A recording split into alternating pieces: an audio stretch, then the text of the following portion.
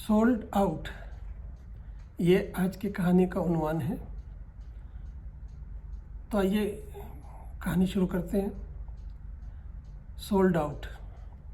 سلام بھائی یقیناً قوم اجنہ سے تعلق رکھتے ہیں، ورنہ انسان کہاں ایسے ہوتے ہیں کہ جب آپ نے چاہا اور وہ حاضر۔ میں بھی علاء الدین کی طرح خوش قسمت ہوں، اس کے پاس چراغ تھا اور میرے پاس موبائل ہے۔ وہ چراغ رگڑتا تھا اور جن حاضر، اور میں موبائل کے بٹن دباتا ہوں اور سلام بھائی حاضر۔ اور شاید سچ مچ میں جن انسانوں کی شکل میں ان کے ساتھ رہتے ہیں، ورنہ اتنے قصے کیوں مشہور ہوتے ہیں۔ اب اسی دن جمشید میرے ایک دوست ہیں، وہ ایک قصہ سنا رہے تھے۔ گو کہ جمشید علی گڑھ کے پڑھے ہوئے ہیں، اس لیے چرب زبانی اور قصہ گوئی انہوں نے سیکھ رکھی ہے۔ اس لیے باوجود بے یقینی کے میں قصہ نقل کیے دیتا ہوں، کیونکہ قصہ سبق آموز ہے، اور اس وقت کے لیے تو بہت ہی ضروری ہے جب کوئی کسی میلے میں جا رہا ہو۔ سلام بھائی نے رات فون کیا کہ صبح سے سونی بازار لگ رہا ہے، یعنی سال کے آخر میں کلیئرنس سیل، 4 دن کا میلہ ہے۔ میں نے کہا اچھا سرکار، کل شام میں چلیں گے؟ مگر وہ بولے نہیں، صبح صبح چلیں گے، ورنہ کچھ بھی ہاتھ نہیں لگے گا۔ صبح صبح بازار جانا، وہ بھی الیکٹرانک کا سامان خریدنے، کچھ بڑا عجیب سا لگا۔ مگر باوجود وہ کہ جن اپنے قبضے میں تھا، مگر میں جنوں سے ڈرتا بھی بہت ہوں۔ میں صبح صبح تیار ہو کے بیٹھ گیا۔ پھر مجھے جمشید کا قصہ بھی یاد آ گیا۔ کہنے لگے کہ ایک صاحب کو بازار میں عورتوں کو پیچھا کرنے کا شوق تھا۔ ایک بار ایک بھرے پورے بازار میں ایک لڑکی نظر آئی اور لگ گئے اس کے پیچھے۔ نہ جانے اس میں کیا بات تھی کہ ان کا دل اسے چھونے کو چاہنے لگا، اس لیے بھیڑ میں وہ اس کے پاس سے گزرے، اس کی بات چھو کے آگے نکل گئے۔ اس نے مڑ کر دیکھا تو انہیں نے سوری کہا۔ تھوڑی دور جا کر اس کے دل میں پھر خواہش بیدار ہوئی تو پھر لوٹے، اور وہ لڑکی ایک دکان پر کھڑی کچھ خرید رہی تھی۔ یہ اس کے پاس جا کر سٹ کے کھڑے ہو گئے اور ہولے سے اسے چھو لیا۔ اس پر اس لڑکی نے پلٹ کر کہا، نہیں مانے گا یہ انسان۔ یہ جلدی سے سوری کہہ کر وہاں سے کھسک لیے، لیکن تھوڑے ہی دنوں بعد ان کی انگلیاں گلنے لگیں۔ کسی علاج سے کوئی فائدہ نہ ہوتا تھا۔ پھر بڑھتے بڑھتے کونی تک کا گوشت گلنے لگا۔ ڈاکٹروں نے ہاتھ کاٹنے کو کہا تو یہ تعویذ اور گنڈے کی شکل کے چکر میں آ گئے، اور آخر پہنچتے پہنچتے ایک پیر کے پاس پہنچ گئے۔ پیر صاحب جو ہے وہ دیکھتے ہی سمجھ گئے، بلایا اس جنی کو۔ اس پر ان کی حرکات کا علم ہوا۔ جب انہوں نے اپنی غلطی تسلیم کی اور معافی مانگی تو جنی نے ان کو معاف کر دیا، اور پھر دھیرے دھیرے ان کا زخم بھرنے لگا۔ پس ثابت ہوا کہ انسانوں کی بھیڑ میں جن بھی شامل ہے، اور انسان کے لیے یہ لازم ہے کہ وہ انسانیت کی لاج رکھے۔ اتنے میں بیل ہوئی اور ہمارا جن حاضر تھا۔ ہمارا جن ہواؤں کے دوش پر سوار نہیں آتا، بلکہ زمین پر دوڑتے ہوئے ایک خوبصورت کھٹولے میں آتا ہے جسے ہم کار کہتے ہیں۔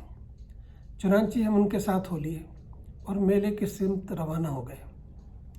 میلہ ایگزیبیشن گراؤنڈ میں لگا تھا، جہاں پر بہت بڑے بڑے ہال بنے ہوئے ہیں، جن میں مختلف اقسام کے میلے آئے دن لگتے رہتے ہیں۔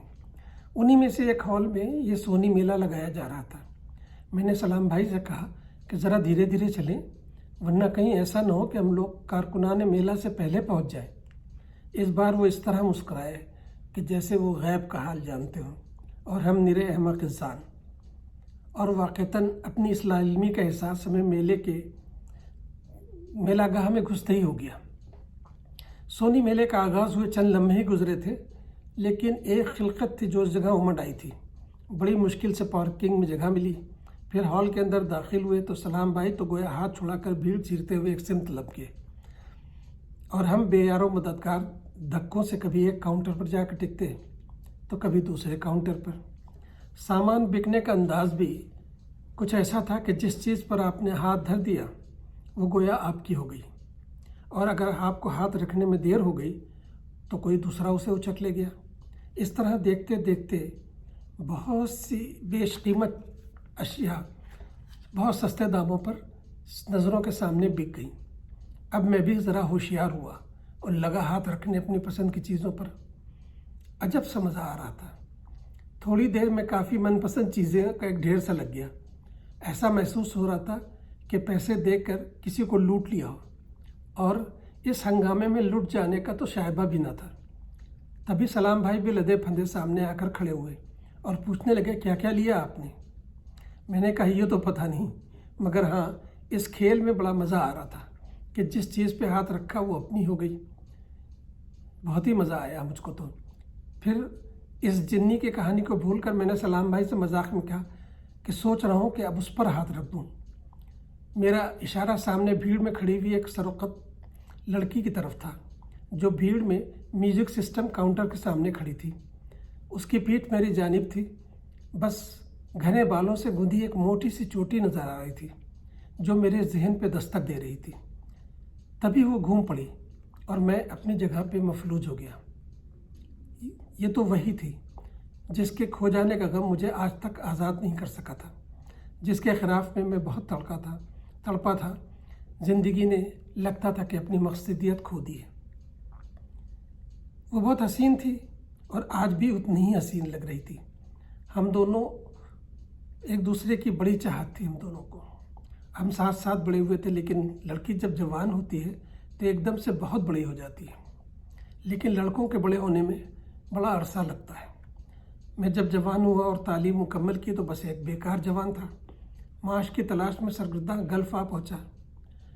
مفلسی نے اس کا ہاتھ مانگنے نہ دیا۔ سوچا تھا کہ پہلے کچھ بن جاؤں، لیکن زندگی میں فراوانی حاصل کرنے میں چند سال گزر گئے۔ اس بیچ پتہ چلا کہ کوئی شہزادہ اسے اچک لے گیا۔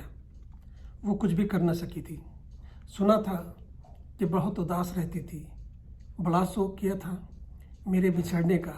مجھے کچھ تو نا امیدی اور اداسی نے توڑ ڈالا تھا، اور وہ ایک نئی زندگی میں داخل ہو گئی اور میں ویسے ہی ٹوٹتا بکھرتا رہا۔ اور آج جب کہ میرے ہاتھوں میں بھی وہ توانائی آ گئی ہے تو وقت اسے کتنا دور لے گیا تھا۔ وہ سامنے تو کھڑی تھی، پر سلام بھائی نے میری سوچ کو توڑ دیا اور خود پر اوڑھی ہوئی بزلہ سنجی کہیں تحلیل ہو گئی تھی۔ وہ اس کیفیت سے لاعلم شرارت سے بولے، کیوں، کیا ارادہ ہے؟ وہ ادھر ہی آ رہی ہے، رکھ دینا ہاتھ، ہے بھی بڑی خوبصورت۔ اس کی نظر کہیں مجھ پر نہ پڑ جائے، اس خیال سے میں گھوم کر کونے کی طرف بڑھ گیا۔ پھر میں نے خود پر قابو پانے کے لیے خریدے ہوئے بے معنی سامان کو سمیٹا اور اپنے لہجے کی مایوسی چھپا کر کہا، بھائی، اس بازار میں بکی ہوئی چیزوں پر ہاتھ رکھنا تہذیب کے مترادف ہے نا؟ گویا میں نے سوال بھی کیا، پھر ان کو بہکایا۔ جمشید کا وہ جنی والا قصہ آپ کو نہیں یاد ہے؟ انہوں نے مجھے غور سے دیکھا، شاید میرے چہرے کے تاثرات اور میرے الفاظ میں مناسبت تلاش کر رہے تھے۔ پھر ہم دونوں کی نظریں ساتھ ساتھ چاروں طرف رکھی ہوئی بڑی بڑی خوبصورت چیزوں پر پڑیں، جن پر واضح اسٹیکر چپکے تھے، سولڈ آؤٹ۔